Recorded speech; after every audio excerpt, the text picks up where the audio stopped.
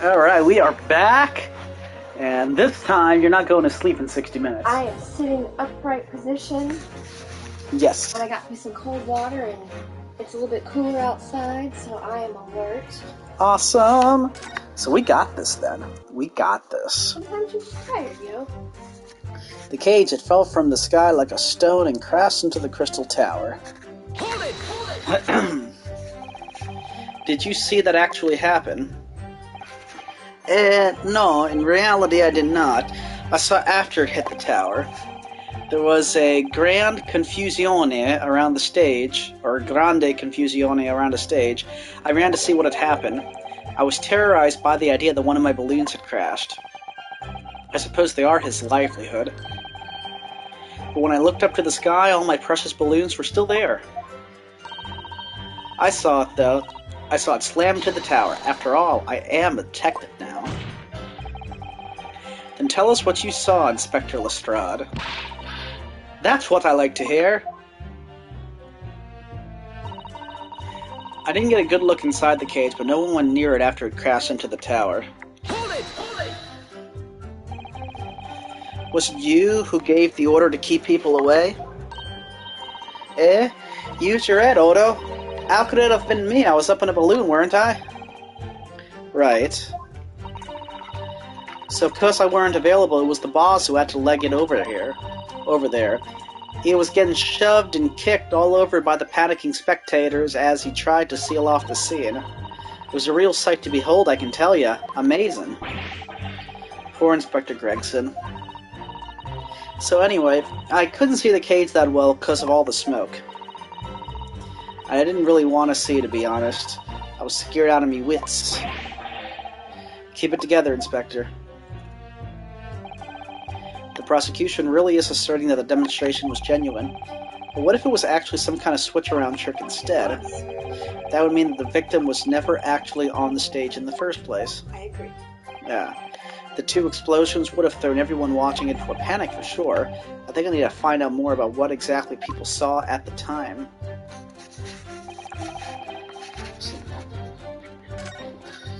Let's see. Are you done with the little kid? I feel like I was. Said it was not the sky that exploded, it was a green balloon that was next to ours at the time.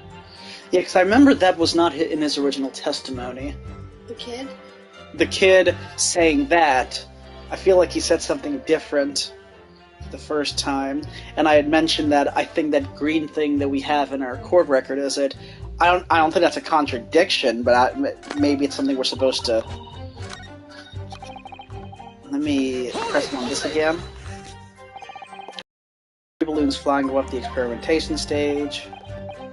See all three of them. Okay. 10 pounds, pocket money. Detectives have all the luck. They're so popular. Too many in the sky. C.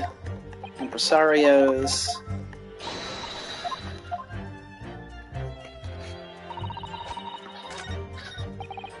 Okay, let's press on this again. Hold it! Hold it! A green balloon, you say? Are you sure about that?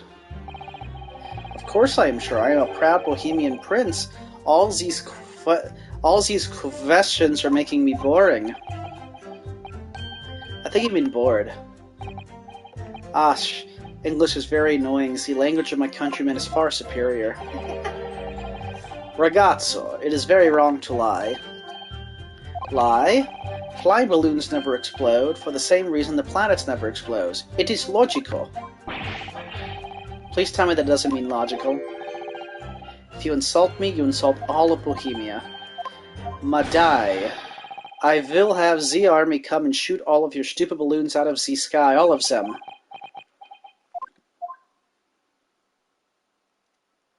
What a mean child. Here you are, your highness. Show him the piece of burnt balloon. Yeah, that's what I'm... I don't think it's a balloon. Yeah. I want to say... Yeah, so let me try that. Objection. Darn. And I would have to overrule your objection, counsel. The defense would have to accept the penalty given. Glad to hear it, and you would also have to think again. Because we pressed everything, I feel. We have to present something. Did you press her on that? Yeah. Oh, yeah. Let's see.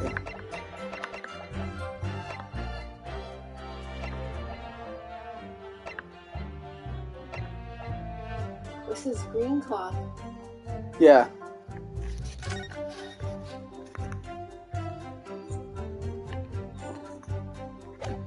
There's a piece of green cloth.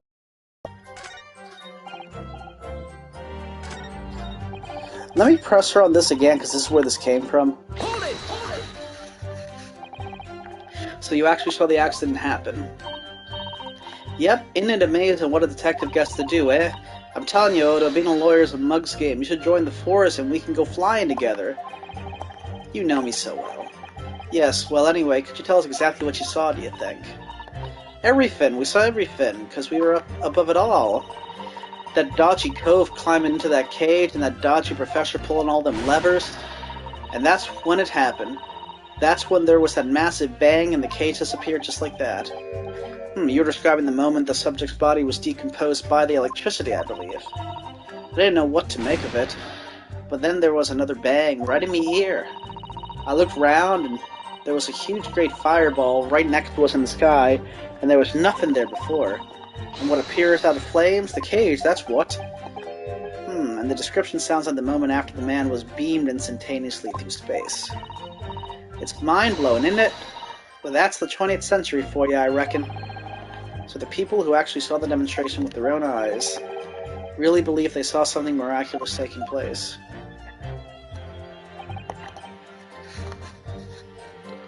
It was not the sky that exploded, it was a green balloon that was next to ours at the time.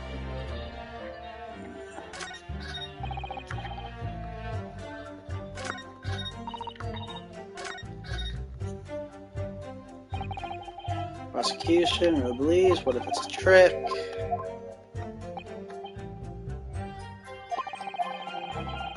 I need to find out more about what exactly people saw at the time.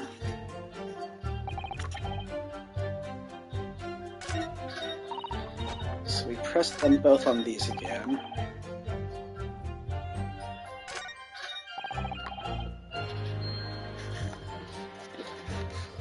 Hold it! Hold it! And so here he talks about how he didn't actually see the moment it happened. He saw it after, there's a lot of confusion, terrorized that one of his balloons crashed. And he says that all mine were there in the sky. Does it automatically just go to her? Yep. Oh. But, I mean, it's still part of him.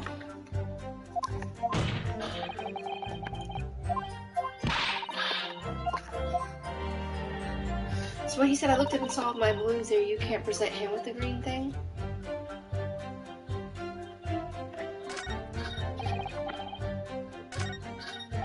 No, no.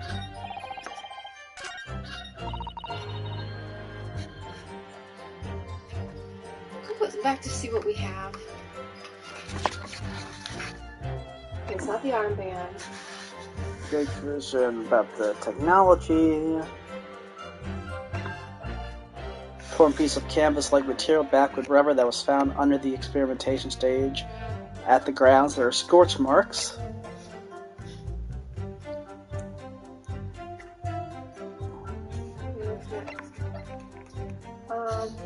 Alright, let's see that. So, is Lestrade and him in the same balloon? Or are they in different balloons? The rich kid and her. I don't know. Because he says it was a green balloon right next to them that exploded.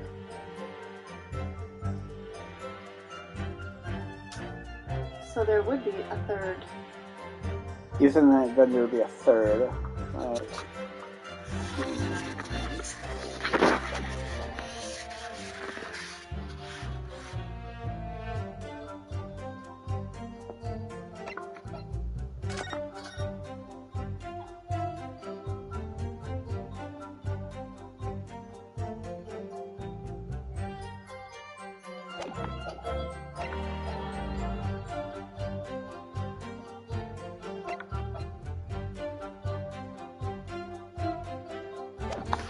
Sarah.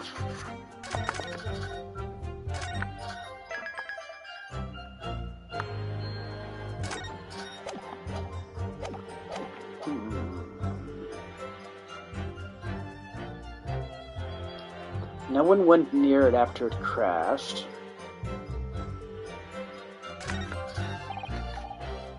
The cage fell from the sky.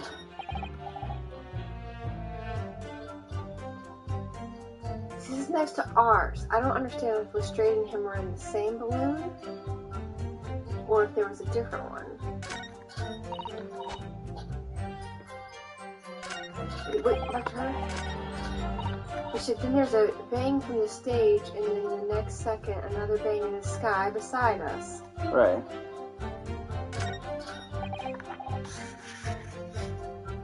Hold it! And let me see again.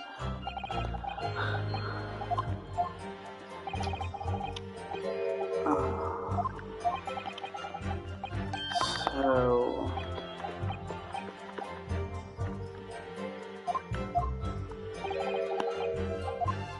it's wrong to lie.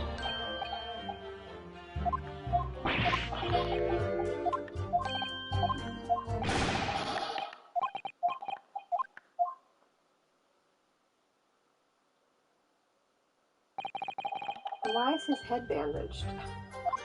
We don't know yet.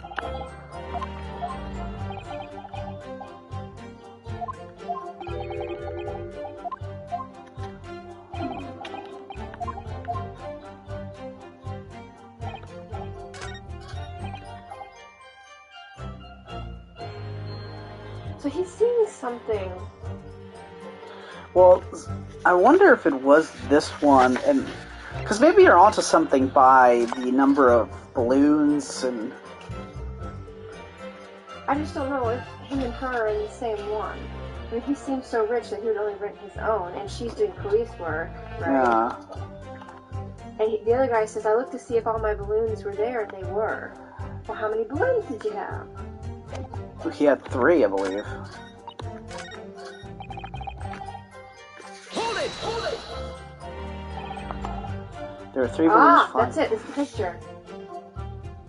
Because the picture only has 2. Right. So maybe he's in on this.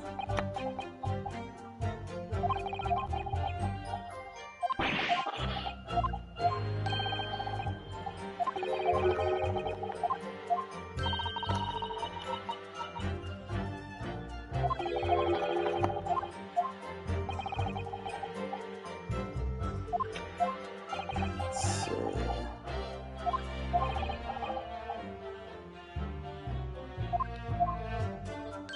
Well, let's try showing that picture to the kid, since he said a green balloon did, and it doesn't show that there's 3 balloons. Objection! Nope, the music's still going. Well then, why don't we show him the cloth? Didn't we already? Not the balloon guy. Oh, sure.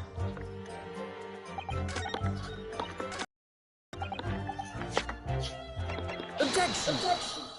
There we go.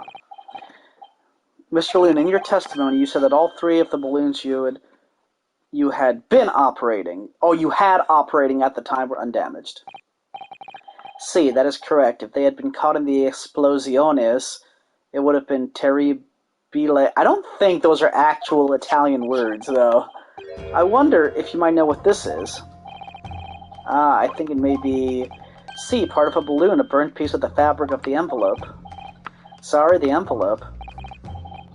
Pardon, that is the large, round part of the balloon which becomes filled with hot air. It is made from very thick fabric lined with rubber. You do not want it to rip when you are in the sky. Just as I thought, this piece of cloth was found near the experimentation stage. In other words, as Master Gotts testified, a green balloon did indeed explode that day. Oh, okay. So we needed him to say that and add it to his testimony in order for this to be a thing. Eh? If all the balloons in the sky above the experimentation stage belong to you, Mr. Loon, then your statement that they were all undamaged clearly contradicts the evidence. I like how the balloon looks just like his hat. Blue spoon. I've just spent 10 whole pounds for the experience. How awful. Seems to be like those things crash 50% of the time anyway.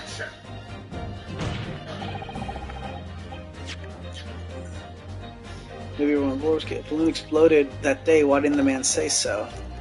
The instantaneous kinesis did occur, but after the explosion on the stage, the point of materialization shifted to a location occupied by a balloon.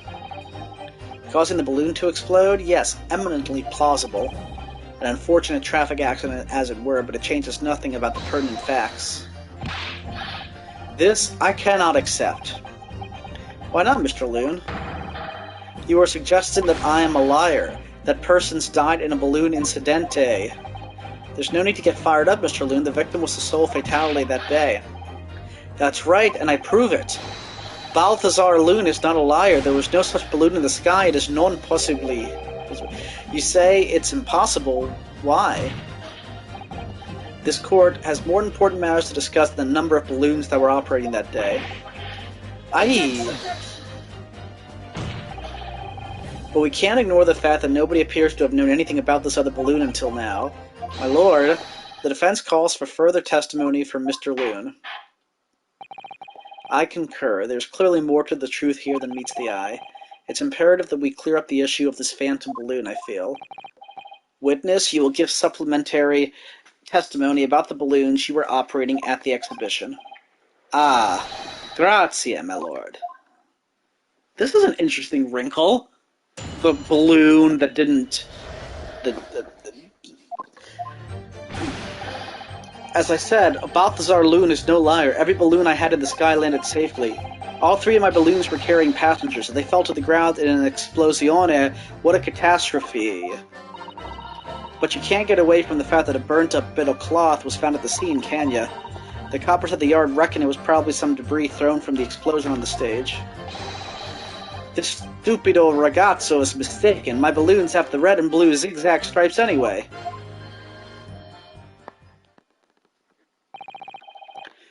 So your assertion is that the balloon this child saw was not one belonging to you. Si, exactamente.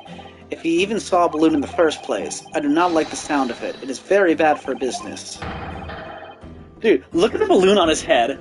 That thing, it's literally a hot air balloon. It's gonna explode at some point. I have a good mind to sue the land of Bohemia. If you attack us, we will fight back. It will be for all out war.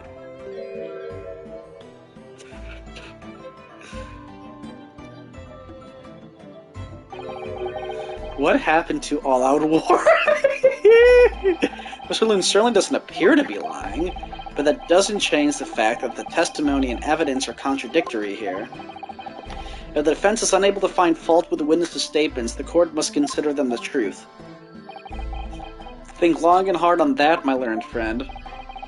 The situation has clearly changed now. I have to get to the bottom of what happened here, no matter what it takes. Counsel, you may now cross-examine the witnesses. The kid didn't even get to talk.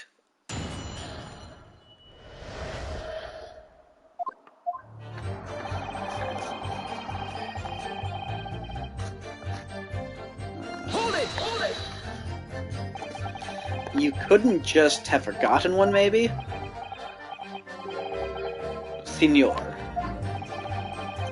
I might not notice if I was given 100 lentils and one was missing. But we are talking about 3 enormous balloons. Do you believe I could make a mistake about something so grande and expensive? So grand and expensive. I took the liberty of having Inspector Gregson check this gentleman's warehouse. I have the report here. It clearly says a total of 3 balloons. It would appear no mistake has been made then. Surely Miss Lestrade could have been sent for such a menial task. What, me? I'll tell you what I told the boss. East End kids like me can only count up to 2. Obviously that ain't true, but the boss bought it and said he'd have to go himself in that case.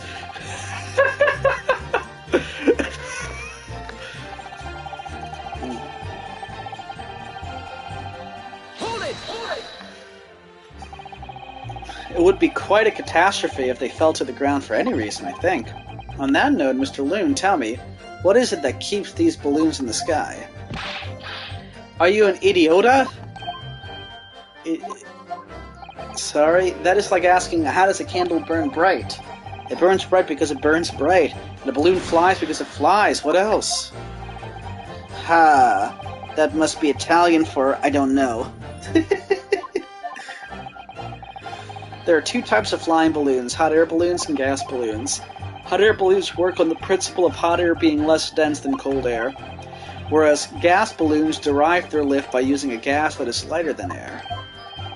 See, and my balloons are filled with the magic gas, I believe. Hydrogen, lighter than air but highly explosive. Good lord! I do not permit smoking of the cigarettes in any of my balloons. The magic gas does not like fire. Even a small spark of static electricity could cause the entire balloon to explode. All that comes out of your mouth is Illusione. I tell you, my balloons are perfectly safe. They have to be, or I cannot eat. None of my balloons exploded that day, I am completely sure. But if you still say that is what happened, you must show me the proof. Alright, so Mr. Loon had 3 balloons in the air that day. If none of them were damaged, then what was the one that exploded? But you can't get away from the fact that the burned up piece of cloth was found at the scene, can ya? I was surprised to find the piece of fabric still at the scene, actually. Didn't you search the area surrounding the stage for clues? Nah, I'm not into picking stuff up off the ground, me. Always works out way better. Diving into people's pockets instead. So much for the new career path. Mind you, the boss was on his hands and knees picking up all kinds of rubbish off the floor. Thing is, though, the cage went crashing into the Crystal Tower, didn't it? So that's where most of the investigating was going on. Even so, I would have thought someone from Scotland Yard would have gathered it up as evidence. Cor, listen to you. You stumble across a bit of balloon and suddenly you're the best investigator in the world. Pardon? Well, you ain't got a badge, have ya? Like this one. I could arrest you with this if I wanted to. I wouldn't put it past her. Come to think of it, there was talk of some scorching on the ground at a meeting we had about the investigation.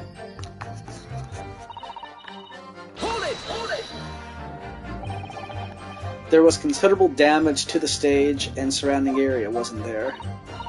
Yeah, some of the coves what were watching the experiment were caught in the blast and injured. Good job the old contraption didn't keel over, eh? I hadn't even considered that. It seems there was great panic after the incident occurred. Nevertheless, the police shouldn't have missed a torn piece of the envelope from a balloon. Inspector Gregson can expect repercussions. Like me swiping all his fish and chips, eh? The man's sole pleasure. None of this matters. That scrap of balloon envelope means nothing. Niente. Hold it! Hold it! You mean the color is wrong? Si, senor. I do not have any green balloons in my warehouse. And yet a piece of green cloth was found at the scene, and that's unmistakably from a balloon. Well, I do not know how that can be. For the sake of argument, let's say that a green balloon did explode above the stage. You couldn't therefore conclude that it happened on the day in question. Why not? There have been recreational balloon fights over Hyde Park operating from before the Great Exhibition. One could have exploded on some earlier date, unfortunate as I'm sure you'd agree. You believe it may have been from some earlier balloon accident that predates the exhibition? Si, exactamente, as the Signor says, it is not from one of my balloons. Clearly this little ragazzo from Bohemia is mistaken by what he saw. Excuse me! It's something wrong, Master Goss. It's Master Wilhelm Gottfried Sigmund Ormstein. It was on the tip of my tongue.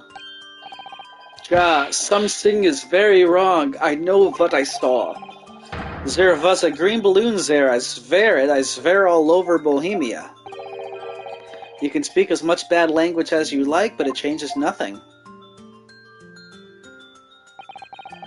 If you do not have evidence, ragazzo, then I must tell your parents to punish you, eh?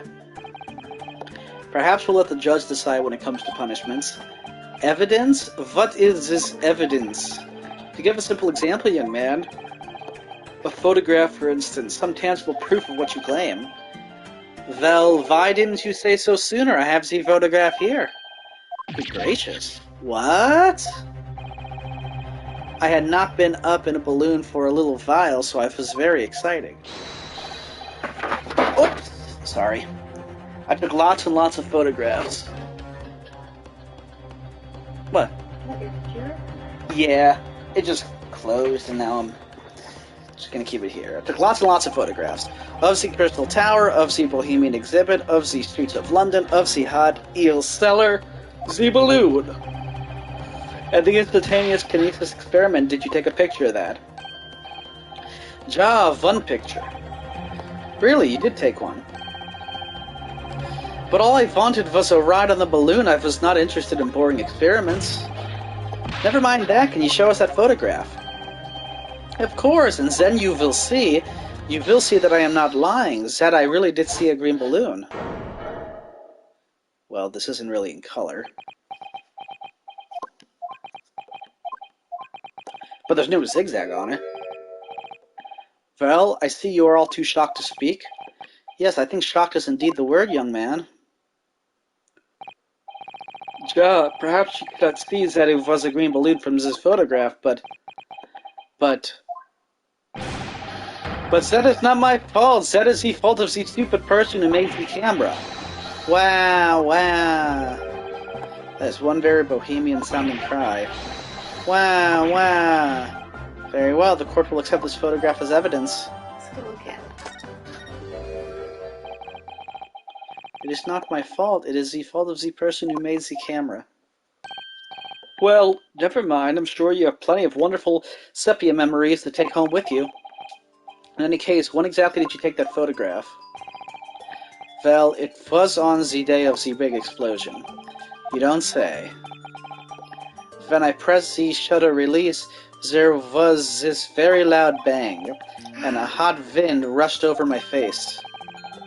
That means this photograph was taken a split second before the explosion occurred. Well, if you ask me, this black and white photograph changes nothing. I cannot give it the flying fig. Lovely language you've picked up. As I thought, Mr. Loon's testimony just doesn't quite add up. The young bohemian boy claims to have seen another fourth balloon, but Mr. Loon vehemently denies that possibility, and it's hard to imagine the man in charge could be mistaken about the number that were in the air. Still, this inconsistency must tell us something, I'm sure.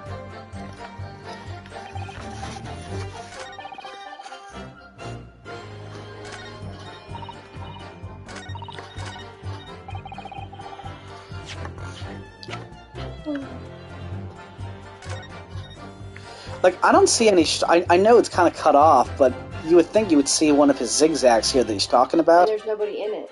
Yeah. That's the other thing. That's a little peculiar by itself.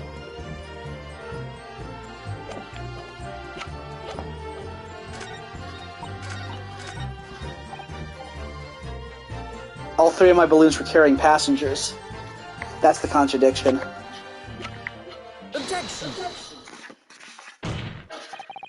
Unfortunately, the photograph Master Gotts took can't tell us the color of the balloon, but it can tell us something else, something crucially important. What? It shows that the picture balloon wasn't carrying any passengers. Ah, my goodness, you're right. But surely all the balloons would have been carrying passengers. There would be no sense in it otherwise. See, they are for pleasure, for seeing the view. My balloons only fly with passengers.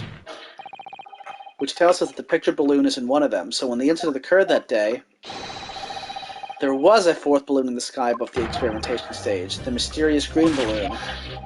I know nothing, niente. I can only tell you one thing. If this balloon was not carrying passengers, then it was not one of mine. Objection! There are illegal tradesmen everywhere you care to look.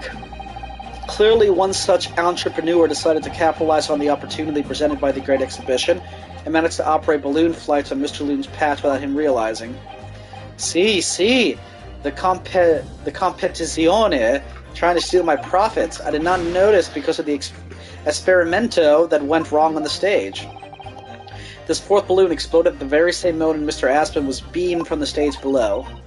Right, so them scraps that fell to the ground after and left them scorch marks, they didn't come from the stage at all. It was bits of the balloon raining down. Because no one was in it, it didn't get no attention. A mysterious fourth balloon carrying no passengers silently floating over the experimentation stage. This photograph shows us nothing more. A stray balloon carrying no one and operated by some rogue traitor. Clearly it has nothing to do with the case. Its relevance does elude me, I must say. This court has seen sufficient evidence and heard ample testimony already. Prosecution calls for this trial to be concluded.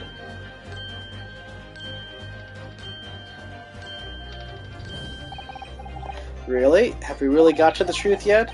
No, I can't let this opportunity slip away. The jurors' minds are made up and none in our favor. What else can this photograph tell us? Is there nothing more we can learn from it? There's more? There's more. Objection!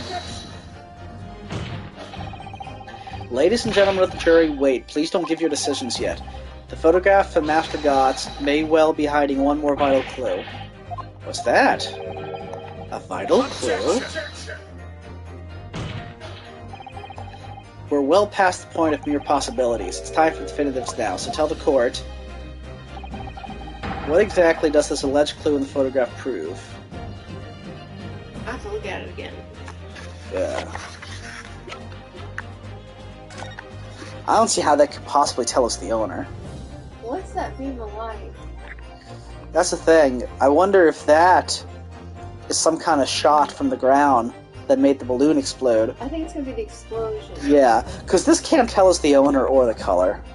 Well, I think it's the explosion. The cause of the explosion. Yeah. Yeah. But I actually think that it might be Scott's camera that ignites it. I guess we'll see. We can reasonably assume that the pictured balloon was destroyed in the searing heat of the explosion. That's right, is not my fault. Evidently, because the birdcage from the kinesis machine materialized in the sky where it had been flying, and the balloon being filled with flammable hydrogen instantly and explosively ignited. No, that's not what happened. What? It would appear that this photograph requires closer examination. Counsel for the defense, you will highlight the location of this alleged clue in the photograph for the court. Of course, my lord. If you look closely, it's plain enough to see, and what's shown is linked to another piece of evidence we have. In a way, this leads to an unbelievable conclusion. The clue that heavily suggests the real reason the balloon exploded is this. Take that! The timing of this photograph can only be described as miraculous. If you look, you'll notice there's a bright white line that appears directly at the balloon. Most likely a ray of light caught incidentally on the film. I'm afraid I can see nothing of the sort. If you look with a magnifying glass, my lord, it becomes clear what the nature of this bright line really is. Goodness, what is that? Undeniably some flash of light, yes. Oh golly, do you think it might be lightning? But it couldn't have been a finer day. I believe we may be looking at fire. A bolt of fire heading straight for the balloon like an arrow. Indeed, even to my aging eyes it would appear to be a flame of some sort. My word, are you suggesting this flame struck the hydrogen gas that filled the balloon? That's absurd. The balloon would have been 60 feet above the ground at the time. No flame could possibly have reached such a height. Actually, it's my opinion that a particular piece of evidence found at the scene reveals how that is exactly what did happen. What evidence? He looks angry. I know. If such evidence exists, counsel, then for goodness sake, present it, man. What evidence explains this mysterious streak of flame that appears to be headed directly for the balloon? Pretty sure it's the crossbow. Positive. Take that! This was found hidden at the foot of a small ornamental tree near the scene. Good lord, is that a crossbow? An arrow dipped in oil and set alight could have been shot from this weapon, sending a flaming arrow straight into the hydrogen-filled balloon. Are you suggesting that crossbow was used to deliberately Blimey, you're right. That should make a light at the photo. Looks just like an arrow, doesn't it? Then, the explosione of the balloon, it was very likely the result of a flaming arrow from this crossbow igniting the hydrogen gas inside it.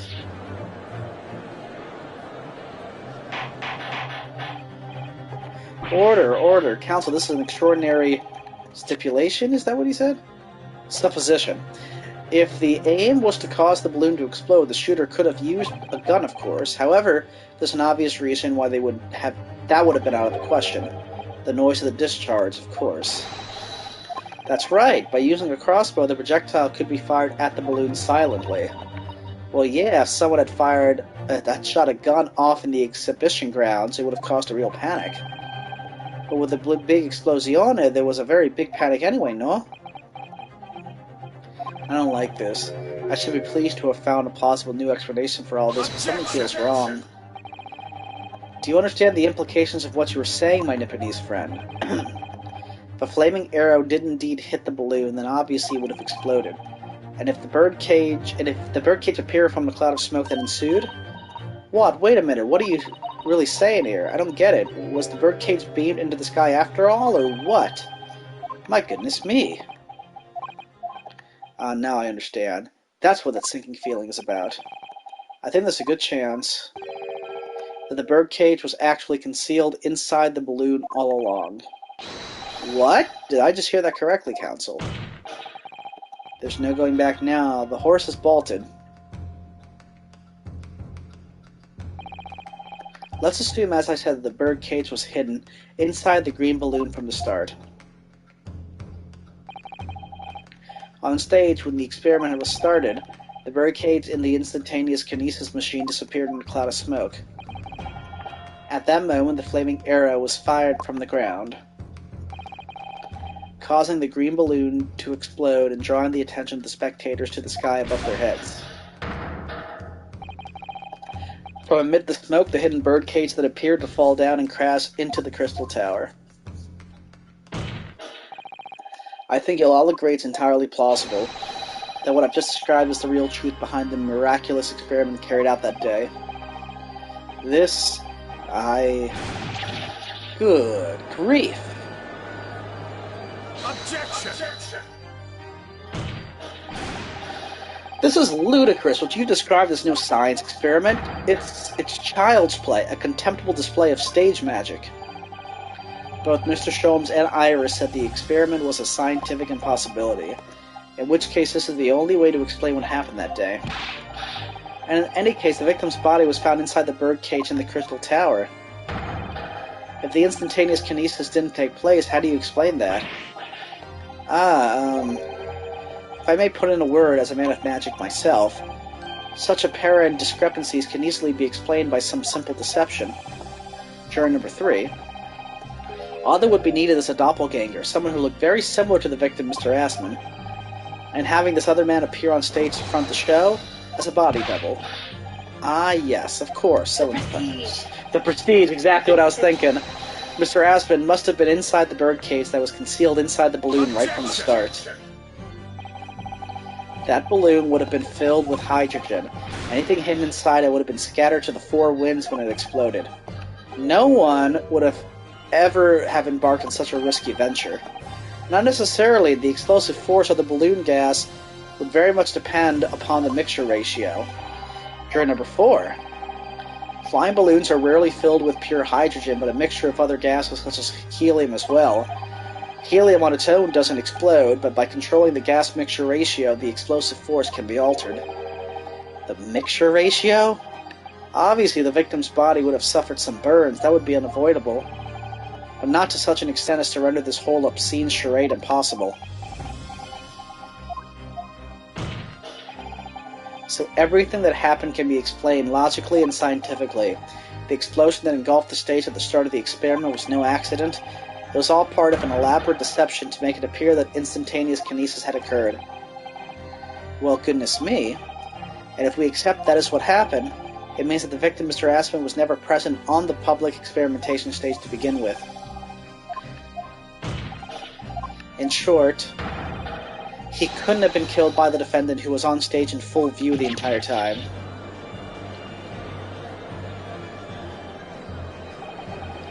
This will be very hard for the prosecution to counter. Lord Von Zieks can't credibly maintain that Professor Harebrained is a suspect now. I wonder if that's our own Harebrained. Yep. Mr. Naruhodo, I appreciate your efforts, thank you. Professor? But you can stop now. Just keep your mouth shut, please. Sorry? What's all this about, Mr. Harebrained?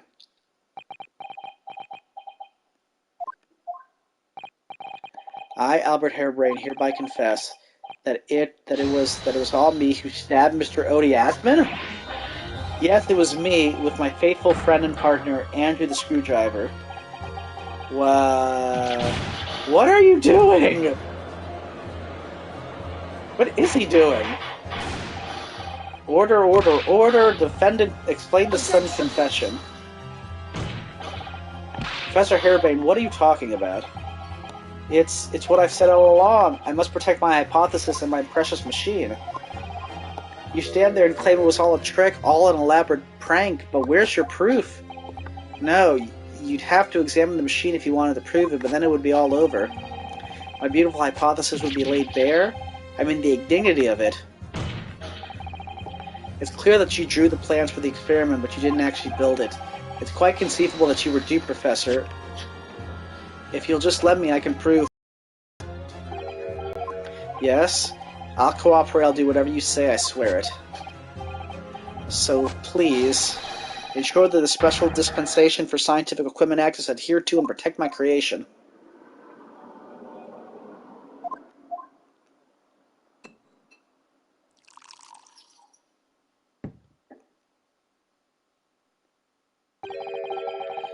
Pray forgive the discourtesy of filling my hallowed chalice at this critical juncture.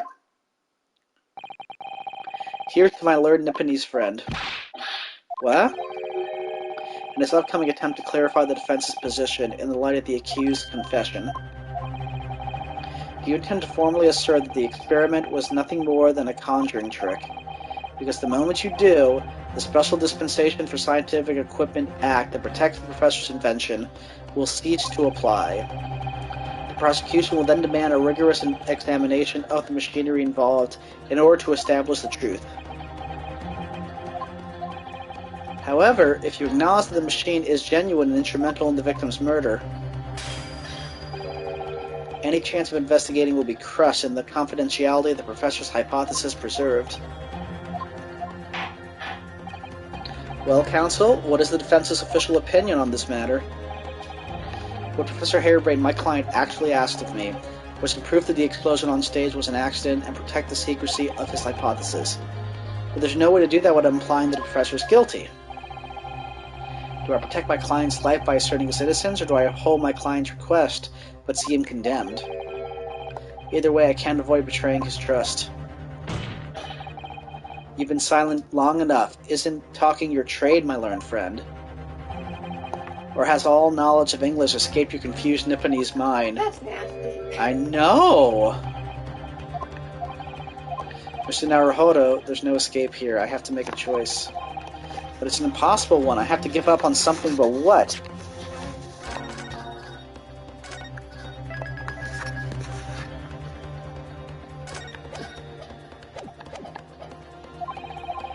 The defense asserts that the defendant's instantaneous kinesis machine was in fact... It's a conjuring trick because it's not possible. So there's nothing to protect except his life, right? Yeah, like... We're protecting his hypothesis.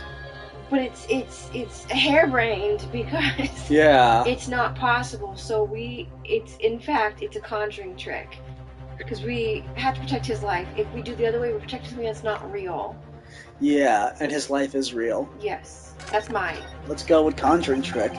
I mean, that's the thing. I feel like his trial has to go on. And I feel like he didn't do anything. Are we going to second guess this? No, I can't say. My client placed his faith in me. I just can't let him down. Oh dear. What must I give up on is not the question you have to ask yourself here.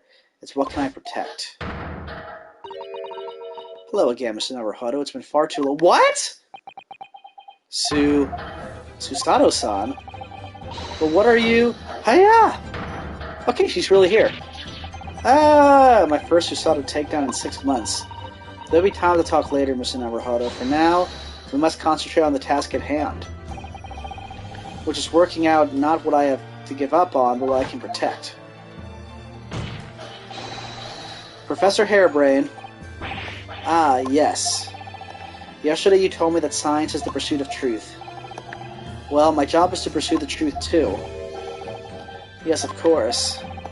And personally, I believe that you didn't stab Mr. Aspen. I think you've come to realize something yourself too, haven't you? That your experiment and the machine you built with the victim are questionable. The truth behind that is what we must both pursue now.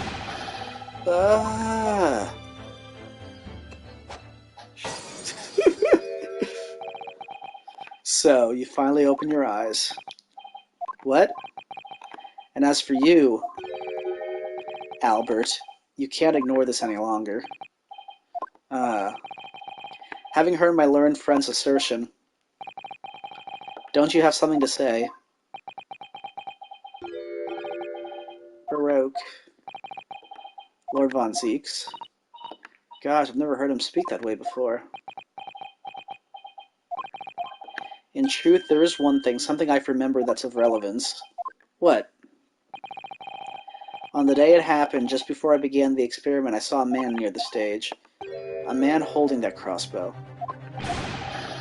I beg your pardon? Professor, did the man have any distinguishing features? What did he look like? Tall. Taller than me, and thinner than me, with straight hair, straighter and whiter than me. Let me see, one less lens than me too, a monocle, a rather stylish black monocle. But one thing in particular will help to positively identify the man. You see, I know him very well. After all, he's the engineer who built my invention, which we talked about last time we played. What? I like when he gets angry. Yeah, he's very angry, like, he built the machine. That's right, Mr. Aspen introduced him to me a year ago. He's a man by the name of Enoch Drebber. Enoch? Drebber? Does this name mean something? Members of the jury seem flustered. Not a name any scientist wishes to hear. That man's an abomination. Not a name any conjurer wishes to hear either. Who on earth is he? I'm afraid that this isn't the first tale of this nature that I've heard in scientific circles in connection with that name. There's talk of other flamboyant experiments that turn out to be nothing more but stage trickery in the end. Obviously, the rascal is after the government's research grant money. When magicians are in need of money, I have heard of them resorting to these underhand tactics. Some acquaintances of mine with experience of such things have mentioned Enoch Drebber's name before. Enoch? Enoch Drebber? The man is both an engineer and a magician. Yes, we're dealing with an unparalleled confidence trickster here. That's Enoch Drebber for you.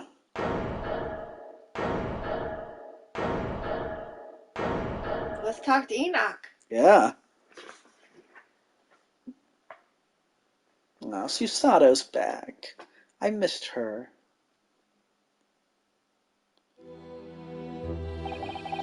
So it's true then. My invention, my great machine, it was just a grand illusion. Considering what we've just learned about Mr. Drebber's character, I'm sorry to say that sounds increasingly likely. Even though no one else believed that I wanted to believe that machine would function exactly as my hypothesis predicted. Which is why you were so opposed to it being investigated, I presume. I knew that if the machine was examined in detail, its construction would give away my hypothesis. Obviously, I didn't want that to happen, but at the same time, I knew that if it was found to be nothing more than a trick, than a work of deception, then everything I'd worked toward, all my research, all my dreams, my whole life would be over. I was terrified at the prospect. So you really had no idea then, did you? About the true nature of the machine that was built, and the true nature of Mr. Drebber. I never questioned anything. I didn't want to question it. It's entirely possible that Mr. Aspen and Mr. Drebber were working together to use you as a means of fraudulently acquiring the research grant money.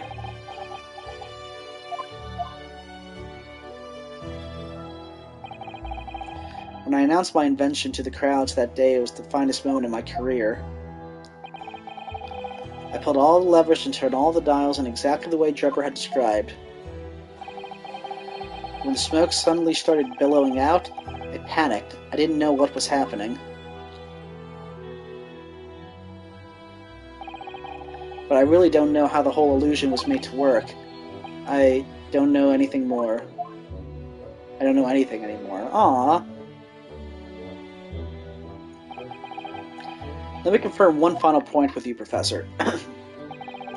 Do you now consent to the prosecution submitting the necessary paperwork to release your invention from the protection afforded by the Special Dispensation for Scientific Equipment Act? Yes, please go ahead.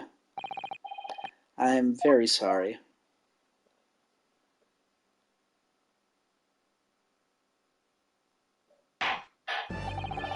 It would appear that we shall have to suspend proceedings for the remainder of the day now. Lord von Zieks, my lord, the court has newly been made aware of another party whose involvement in this matter is critical. Yes, Mr. Drebber.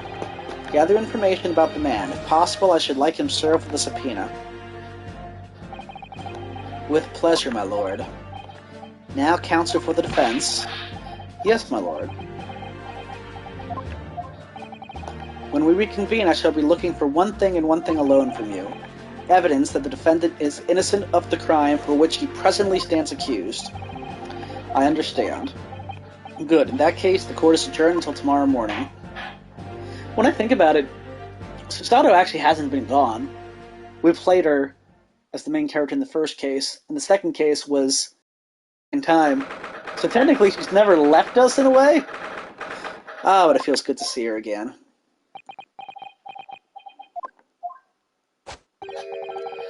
Mr. Naruhodo? Yes? I'm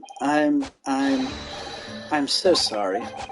I was wrong, you were right, I tricked you, you trusted me, I dragged you into my mess. Oh, how did it ever come to this? I'm so sorry. Did you really have no idea, Professor? About what Mr. Drebber was really up to, I mean? About what he was really constructing? Naturally. That machine was the embodiment of my hypothesis, of all my hopes and dreams. I had complete faith in it. Alright, in that case I won't say any more. Now, sadly, the murder accusation against you still stands, so we must do as much investigation as we can before the trial resumes tomorrow. Well, thank you for doing so much for me.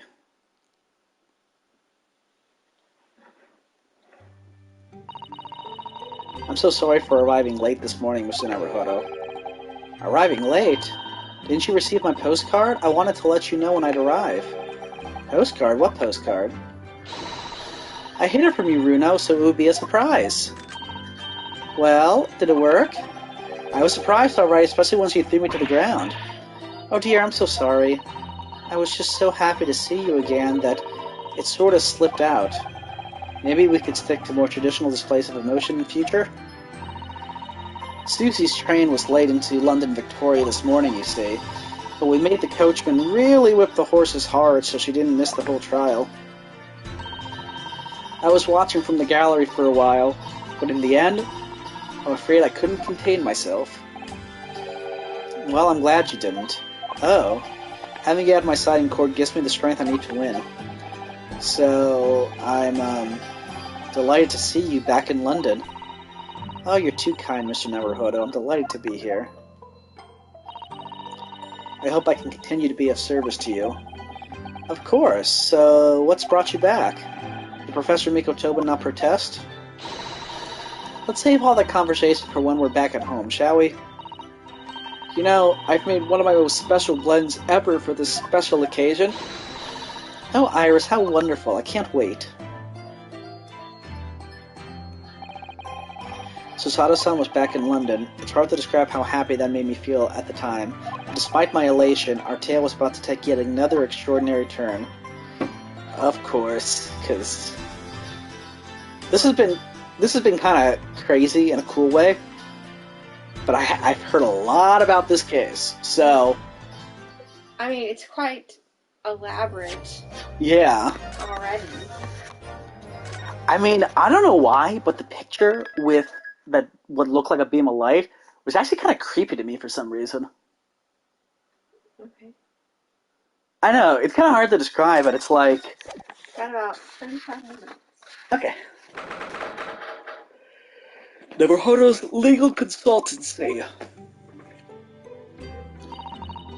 Oh, this room, it's been too long. It hasn't changed in the slightest, though. And it's been some 6 months, hasn't it? That's a long time for things to stay so familiar. I didn't know when you might return, and I wanted everything to be as you'd left it. But it has been some 6 months, it's true. So is your father alright, Susie? What happened? My father? Yes, Professor Mikotoba. I mean, it was half a year ago, but that's why you went back to Japan. Because of the telegram you received saying he'd fallen ill with a very high fever for some unknown reason. That's right. So I was surprised to learn you'd be coming back so soon. Surprised but happy. I think I wrote about it in my letter to you, that it was all a trick. My father is in fine health, and I'm obviously very relieved about that. Well, we're all delighted to have you back. It was quite by accident that I've been able to return to Europe, actually. It's because of a very grand conference called the International Forensic Science Symposium. The International Forensic, that's the same symposium Lord Strongheart mentioned. Anyway, I've arrived safe and sound, and all that matters is that I'm here now. After all, I haven't yet fulfilled my promise to you, Iris. Oh? You must tell us everything that happened while you were back in Japan. Yes, of course, I shall. And there's one other thing. Something you wrote in your letter that particularly grabbed my attention. About you-know-who, about Kazuma. I know. I'll tell you all that I can. Well. Back in Britain, forensic science, Giselle, what about Kazuma? Want to start with Kazuma? Yeah. After my friend Ray's trial, the reporter who actually killed Miss Brett said something very strange. Oh, wait, we probably did all backwards. I know the truth. I know you had a hand in what went on, in that visiting student's fate. Nobody here in Japan knows anything about it. They don't know that the guy never made it to England, that he died on the steamship, that he'll never be... Obviously, I couldn't ask him to elaborate at the time, but later I visited the man in his prison cell and asked him what he was going to say about Kazuma-sama. And what did you learn? After he died on the voyage to Great Britain, his body should have been unladen at the port of Hong Kong and passed into the care of the consulate staff there. Should have been? Well, it turns out that his body never arrived. It just disappeared. What? Kazuma's body vanished? Our government tried to cover the fact up, it seems. They erected a grave on the cliffs by our hometown. Except Kazuma-sama isn't there. Did Professor Mikotoba know about this?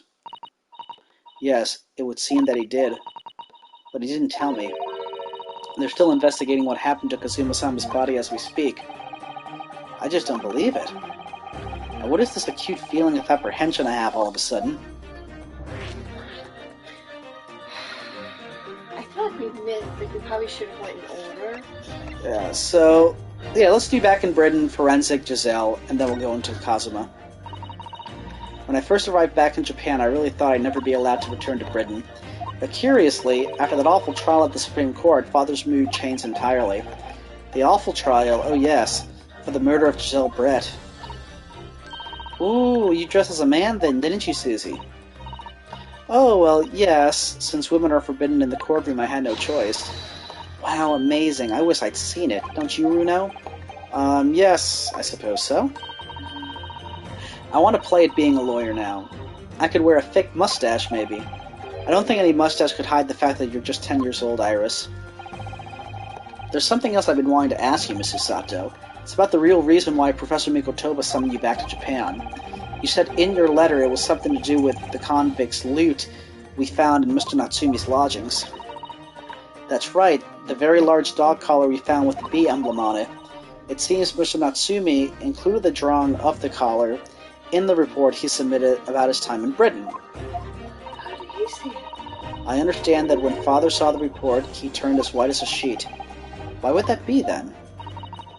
Father came to Britain himself, of course, to study. It was some time ago now, but he stayed for 6 years.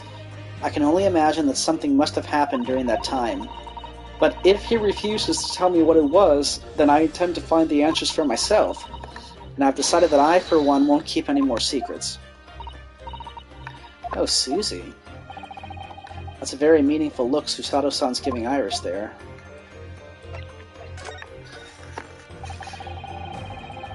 Lord Strongheart mentioned something about that symposium, too.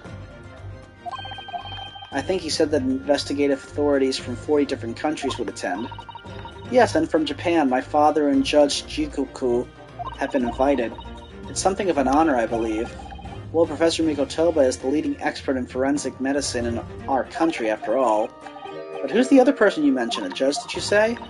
Yes, His Excellency, Judge Shishiro Jigoku. You've met him, Mr. Naruhodo, last year in the Supreme Court. You can't possibly have forgotten. That terrible trial of yours when you were accused of murder? Ah, yes, I try to think of that as a positive turning point in my life these days. Well, it was Judge Jikoku who presided over that trial. If I'm perfectly honest, I'd be happy never to see that man's face again in my life. Oh, well, anyway, his father was invited to the symposium. He agreed to me returning to Britain, too. He won't actually arrive until next month, but, well, I couldn't wait. So I pleaded with him, and in the end he agreed to me going on ahead. Yes, about the symposium, it seems as though Lord Strongheart has put in an awful lot of work to make it happen. It's obviously very important. I believe it is, yes. As I understand it, Lord Strongheart organized the entire event himself. I think he's hoping that by achieving exceptional results, he'll get the job of Attorney General, the most senior position in the British justice system. He's hoping to use his power to create the world's finest policing institution. That's what Father said anyway. Apparently it's Lord Strongheart's lifelong ambition. Does Professor Mikotoba know Lord Strongheart personally then, I wonder? Actually, Lord Strongheart gave me a long speech all about this very subject only yesterday, but I sort of lost the will to live early on and didn't really listen to much of it. How trying for you.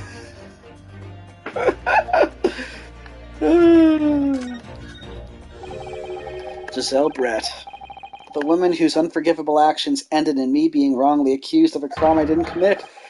The murder of Dr. John H. Wilson. Yes, Giselle Brett. That's a name I won't forget for as long as I live.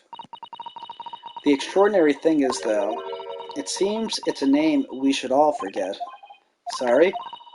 Since the incident, our government's intelligence services have been investigating Miss Brett, but it turns out that an Englishwoman by the name of Giselle Brett didn't actually exist. Didn't exist? But how could that be? It was a pseudonym. Her real name was Shin, and she wasn't a visiting student either. That was a front. A front? Who? Who on earth was she then? Miss A. Shin. Her name is literally all our intelligence services have been able to ascertain about her. Nobody knows why or even how she came to be in Japan. It's a complete mystery. But that makes no sense. It's no easy task to be accepted as a foreign student anywhere. What could that woman have been up to? I'm afraid I really don't know. The only thing we can be sure of is that she had some business in our country that we don't yet understand. And now she's been killed, while all the questions surrounding her existence remain unanswered. I'm afraid so. A. Shin. Who on earth was she? Why do I feel as though I've heard that name before somewhere? Was that on the list? Yeah, I don't remember. I'd have to look at our video again. Thinking back now, some of the things that happened on the SS Beria were definitely strange. I mean, after he died, we never saw his body again, did we?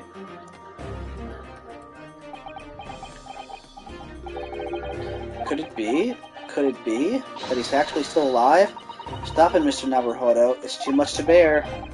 I'm sorry, I didn't mean to. Just thinking about the possibility pains me. So very much. Cast your mind back for a moment, Mr. Naruhodo. When Kazuma-sama was discovered, Mr. Sholmes was there, wasn't he? And he definitely examined the body, I remember it clearly. Ah, you're right. So if Kazuma hadn't actually been dead at all, it would mean that Mr. Sholmes had lied to us. But there's no reason why he would possibly have done such a thing. I suppose that's true, yes. Didn't he seem like a ding-dong? Well, it's not just that, but he knows what that thing represents, yeah. And he seems to know why this stuff's a big deal, same as Mikotoba, so maybe he did lie. Yeah, and remember how he was a ding-dong and it seems so obvious about something, but then that means that poor girl got accused of something that she didn't do, and they're like, oh, we're going to offload her in Hong Kong, but then, remember I told you, how did they get the paper on the boat? Yeah, because that paper shouldn't have been on the boat. No. The idea that he might still be alive somewhere, it wants to fill me with hope, but I can't let it, because if it turned out not to be true, then I'd be back at the bottom of that awful pit of despair again. I'm terrified of what that might do to me. Oh, Mrs. Sato. I know she's given the idea the thought it deserves. It's Susato-san we're talking about after all. Indeed, Susato-san is clearly... Because I've played with Trucy in the 4th game. I've never played the 5th and 6th. I think Trucy's a really cute character. She's funny. But Susato-san is clearly the least kid-like of the ones I played with between Maya, Emma, and Trucy. So I probably shouldn't push it now.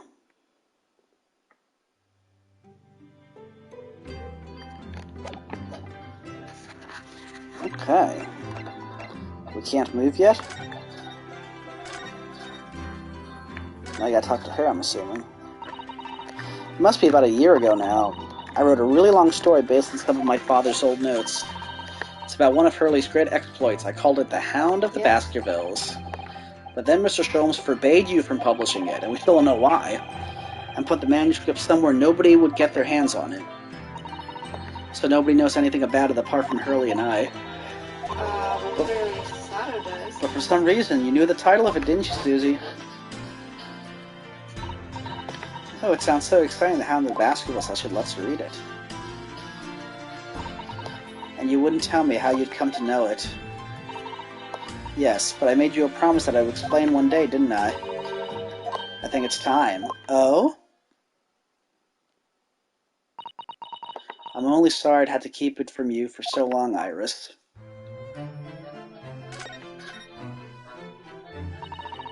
It was completely by accident that I came to know the title of your manuscript, Iris. It was a short while before we left Japan. I was cleaning Father's study and I saw something on his writing desk. A large box of papers. There was a label affixed to the box that was written in English. It read, The Hound of the Baskervilles. What? My Baskerville story? Of course I had no idea what it was at the time, but Father came in and, Susato, what are you doing?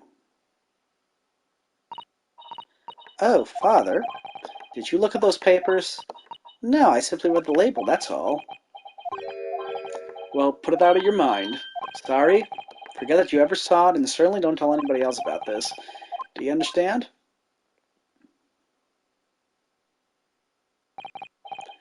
But what was Iris's manuscript doing in Japan? I have no idea. But when I heard Iris mention the word Baskerville that day, the title just slipped out. I would never have guessed that it was an unpublished account of one of Mr. Sholmes' exploits, which would explain why he would know something and why Kazuma might be alive. Because he knows something that Mikotoba knows, and Mikotoba has this manuscript. Mikotoba was friends with her dad. Yeah. When I returned to Japan, I asked Father to explain, but he refused to answer any of my questions, and there was no sign of the big box in his office.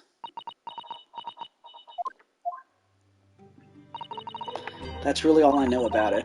I've no doubt that Father has a very good reason for being so secretive about it, but still, I made up my mind to explain myself to both of you. Well, thank you for being so honest, Susie. I mean, that's another thing, too. Right now, I'm not feeling apprehensive about Mikotoba or Sholmes as far as their intentions and motives. Like, I don't necessarily think they're impure and evil and malevolent, so, but I don't really know why they're doing what they're doing. So, Mr. Neverhut, I'm ready to start investigating if you are. I've committed every detail about the case to memory. And Iris is telling me about the disturbing happenings at the Waxwork Museum as well. So you're fully abreast of the situation already, Mrs. Sato. I'd expect nothing less, to be honest. I would think our first port of call should be to investigate this Mr. Drebber, the engineer responsible for building the elaborate machine that was used to effect this extraordinary trick. Just a conjurer of sorts by the sound of it, well known in the fields of science and magic. Then we need to go and arrest him. Well, yes, he must know the truth behind this case, so I agree we really do need to find the man. It sounds like it's a case of tracking someone down. Which is a job for the police or a great detective? Are we supposed to guess who she might be thinking of? We don't have much time, so we need to get started straight away, I think. Good idea. Well, best of luck then. Oh, you're not coming today. I'm going to Brixton Road shortly for the herb market. But let me know later how you got on, won't you? That was a little abrupt. The pull of the herb market must be strong. Okay.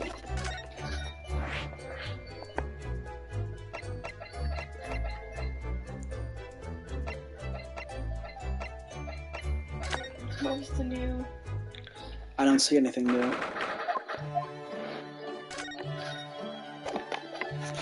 Sholmes isn't here. Because when she said great detective, I thought maybe we're supposed to ask him to look for this stuff. I'm not going to sleep. I bought this. So I had to move. I thought it said a new area had been added. Experiment stage. Because we can go there now. That is true. Because we couldn't investigate it before. But now we can.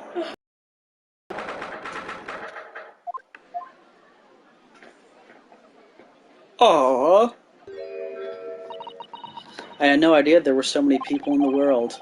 I know what you mean. It's really packed here today. It feels as though it's taken us 2 hours just to make our way through the crowds to this point. Has it? I shut my brain down, so I didn't really notice, to be honest. Gosh, I do wish I had your absence of mind sometimes, Mr. Naruhodo. There you are. I had a feeling you lot would show your mugs before long. I think that's Gregson. I don't think that's actually, yeah.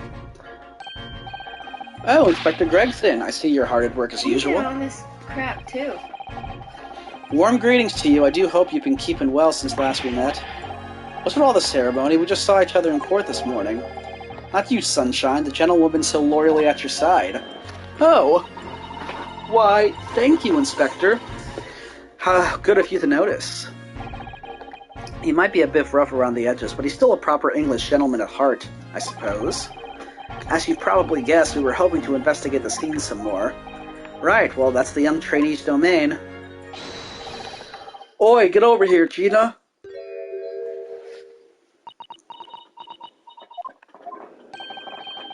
She seems to be busy playing with a puppy and probably giving it a traditional East End training. Gina? She's a police officer now? Amazing, isn't it? She's a good kid, actually. Heart's in the right place, anyway. She's got the detection bug, if you ask me. Yep, I think she'll follow in my footsteps nicely. What do you mean? I'm being transferred. It's time for me to say toodaloo to London. Oh no, really? That's a bit sudden, isn't it? I had no idea. Where are you going to be posted then? We'll come to see how you're getting along. Haha, not likely, but you're welcome to try if you don't mind a trip to France, that is. Your favorite place. To France? I'll be working in the Paris Police Prefecture. Should be right up my alley. But France, it's an entirely different country. I don't understand. Why would you be sent there? That's the way the adult world works, Sunshine. Now don't go poking your nose in where it's not wanted.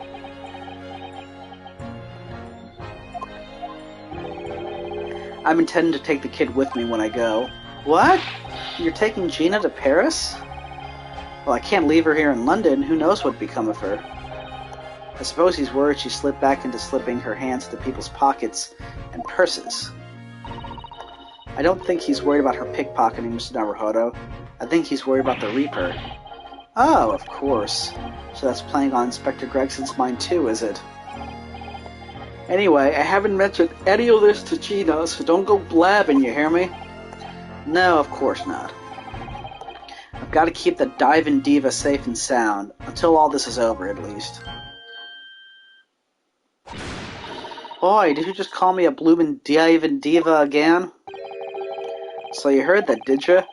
Right, well, any questions about the scene, you can put them to my capable detective diva here. Alright, you're the boss. Inspector Lestrade's in charge here now.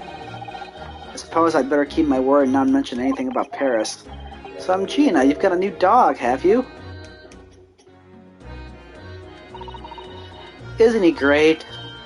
Toby's his name. How delightful! He's absolutely adorable. Yes, the dog does seem lovely. But it's the not-so-lovely Inspector Gregson that's playing on my mind, to be honest.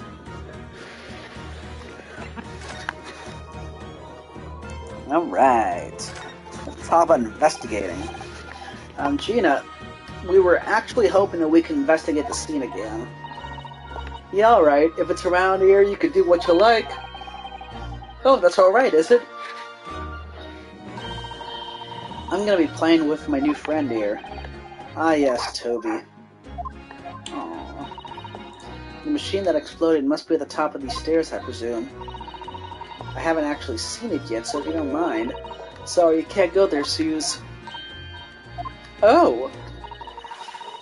It's like I told Odo yesterday, even I ain't allowed near that wreck. What's it called again? The reason we ain't supposed to touch it? The special dispensation for Scientific Equipment Act? Is that what you were thinking of? That's the one. That's why only them lot are allowed to investigate it. What are they called again? The Forensic something. The Forensic Investigation Team? Is that what you were thinking of? That's the one, yeah. But isn't it the case that the special dispensation has been lifted? Yes. I think so. I don't really get it, to be truthful with you. You're still supposed to get permission from some bigwig or others, as far as I know. What was his name again? Lord Strange something? I'm not sure that's quite right, Gene. I think you mean Lord Strongheart, perhaps? That's the one, yeah. Apparently, he's always watching the time or something. So without Lord Strongheart's express permission, we can't investigate on the stage. So we might have to go back to Lord Strongheart before we're able to investigate the stage. It was great, weren't it? I had a great laugh. It was a new one on me, that. You know, being in court and not spending the whole time worrying about to be found out. You did keep an awful lot of secrets in all your previous court appearances, didn't you? Yeah, and Odo's made things hard for me every single time and all. Just doing my job, Gina. But watching someone else get in the neck is a lot of fun, actually. It was amazing when you showed that Dodgy Professor's dodgy experiment was a total fix. The Dodgy Professor, as you put it, Gina, is Mr. Naruhodo's client. Yes, I'm starting to wish he wasn't, though. It's the boss I feel sorry for, sent off to do the impossible. What do you mean? He's supposed to arrest that other cove, ain't he? And in time for tomorrow and all. You know, the dodgy engineer, what's his name again? Mr. Drebber, you mean? Enoch Drebber? That's the one, yeah. So the police are looking for this mysterious man with a black monocle. I guess they would be. It's putting too much on the boss if you ask me. He says it's giving him gut ache. Oh dear, but I do wonder if that isn't actually from all the fried food.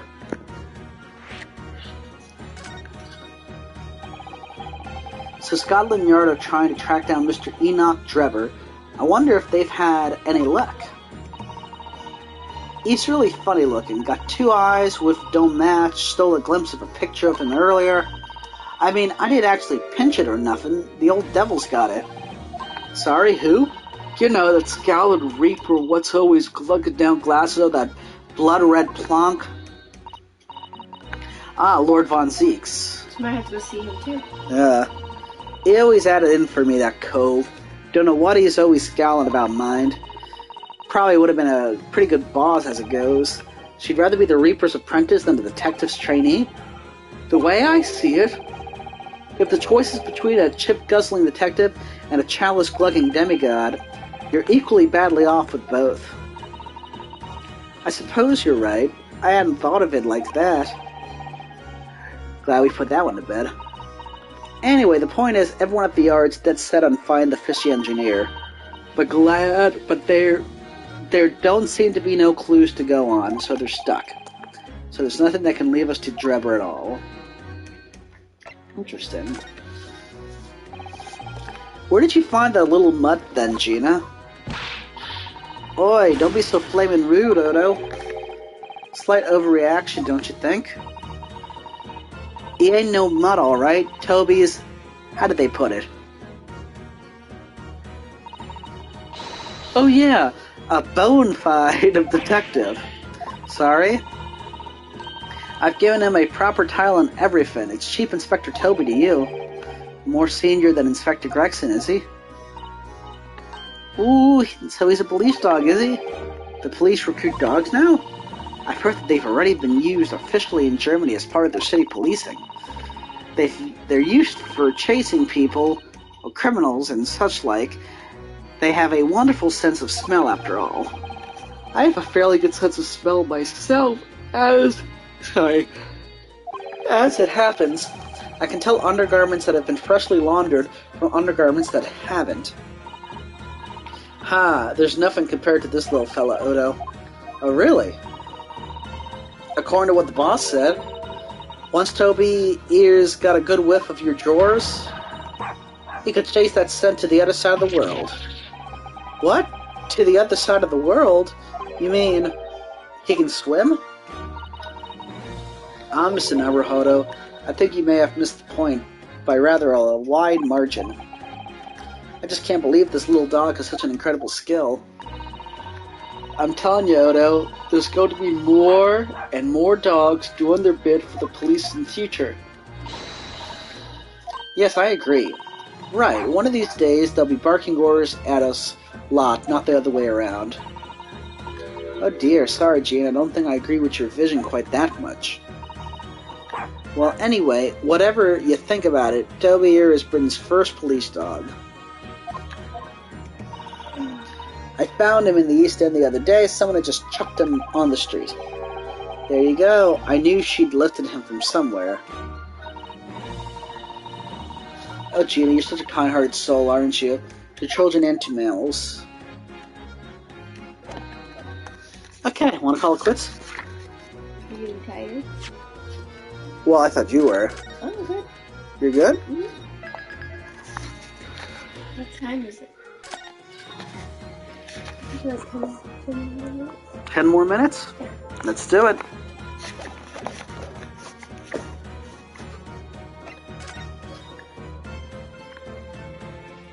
So we're gonna have to probably move. Yeah. Here's the scorching on the ground that you mentioned. Yeah, and that's what's left of the green balloon's envelope. All clear evidence of the balloon that exploded on the day of the incident. Poor Professor Harebrained. I do feel sorry for him that his dreams have been shattered like this. Someone's well and truly burst his bubble, as it were. Ha ha ha ha. Ouch, I'm a bad person.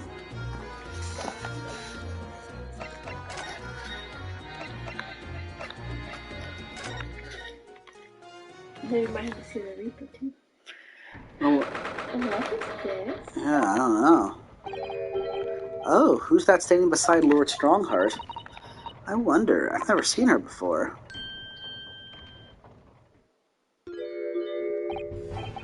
Ah, the young champion of the court. You had some success this morning, I understand. And you've thrown the entire government into disarray as a result. Oh, you mean because of Professor Harebrained's experiment? Such sham science being demonstrated on London's Great Exhibition. The country has been made to look foolish, and now politicians are scrambling to respond. Lord Von Seeks is in Whitehall as we speak, giving an emergency briefing. I didn't mean to cause any trouble. None of this is your responsibility. The government is entirely to blame for having been taken in. The special dispensation that prevents investigation at the scene will be annulled later today. Once that happens, my forensic investigation team will move in and deal with that scrap metal in no time. It's scrap metal now, is it? Until later then, Lord Strongheart. Yes, thank you.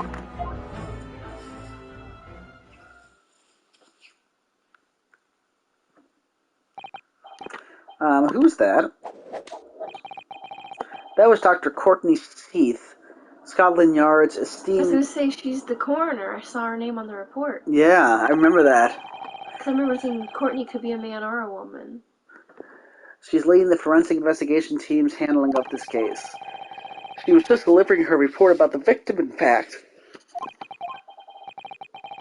Oh, I see. Following the outcome of the trial earlier, I asked the coroner's office to reevaluate its findings. I don't have time to tell you what she concluded. If you want to know, you'll have to ask her directly. You can find her in the forensics laboratory. All right. Now, what were you here to see me about? I can give you 7 minutes and 39 seconds of my time. So he's not running quite so spectacularly late anymore.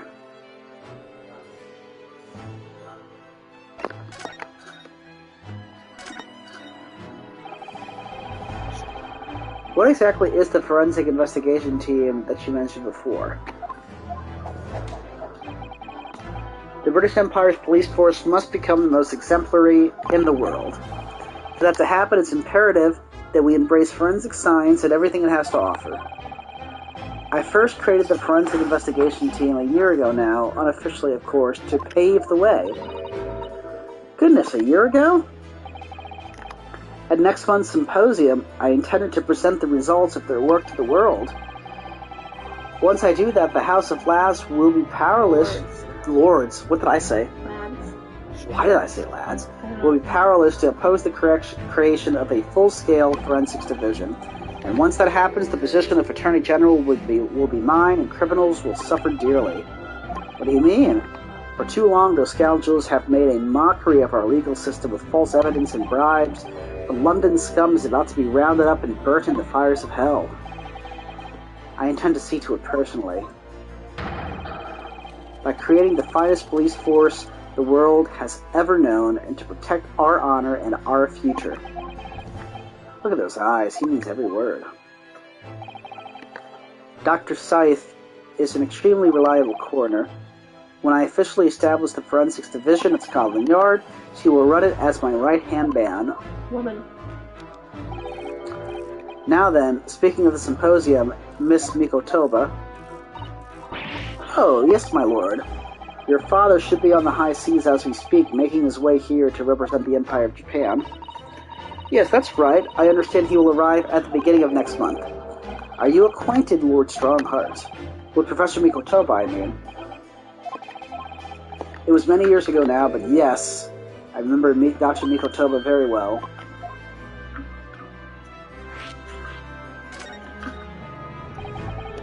If my memory serves, it was some 15 years ago now that your father came to Britain as a visiting student. It was the year I was born, so yes, 16 years ago in fact. Mikotoba was a young practitioner of forensic science, and Jigoku accompanied him as a young promising judge. The punctiliousness and politeness of the Japanese at the time impressed us greatly. Not that I wish to imply impoliteness or carelessness on your part in any way. I didn't think that you were. But Mikotoba studied forensics at one of London's large hospitals. St. Sinners, if I'm not mistaken. Dr. Seath was also there, as it happens. Then Dr. Seath knows my father, does she? She was young medical assistant at the time, so I doubt their paths crossed regularly. But I've no doubt they knew each other superficially. After all, Dr. Mikotoba was here studying his subject for some 6 years in total.